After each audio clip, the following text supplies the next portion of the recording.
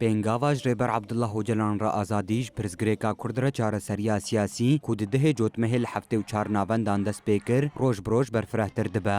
ئازادی خوازên li çar aliyên Kurdistanê û cîhanê ji bo îşkandina tecrîdê û girtina agahiyekê ji rêber Apo di çarçoveya pêngavê de çalakiyên girseyî li dar dixin. Endamê Encûmena Giştî a Partiya Yekîtiya Demokratîk PYD Welîd Dengilî ji Rojava TV re got demdema azadiya rêber Abdullah Öcalan e.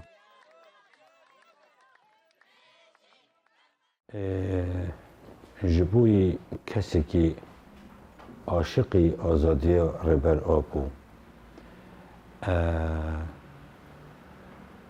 ji bo emkane bin tevlî ve hemlê bibin hemla demdema azadiye ye helbet di alemê de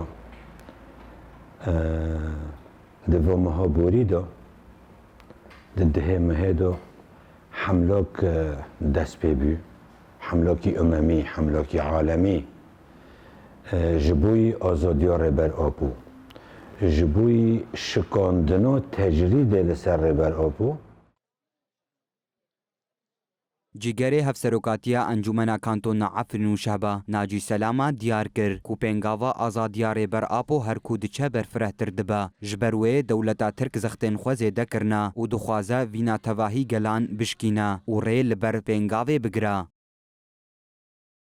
كل ما بتزداد الحملة العدو بيصعد مقابلة مع هاي الحملة. هرچقاس اف پێنگاف بەرفرەتر دەبە دژمن لە هەمبەری وێ تەجریدا لە دژی رێبەر عەبدوڵڵاه ئۆجەلان گرانتر دکە ناهێ لە هەفدیتن برێبەرتیرە پێکوەرە تەجرید لە دژی تەڤاهی زاگۆن و یاسایên mafên mirovane heta sîstem û zagonên dewleta Tirk adagirker bixwe dene tecrîd nezagoniye ji ber ku rêber Apo bi gel ve girêdayî ye û gel jî birêberê xwe ve girêdayî ne dewleta Tirk dixwaze bi her rêbazî tecrîdê giran bike û vîna gelê azadîxwaz li seranserî rojhilata navîn di nav de gelê Kurd bişkîne. وإرادة الشعوب الموجودة بالشرق الأوسط والشعب الكردي بشكل خاص. پێنگava azadiya rêber Apo di nava mehekê de li 6 parzemînan 31 welatî û 105 navendan belav bû û gelek kesayetên navdar jî piştgiriya xwe ji pêngavê re ragihandin.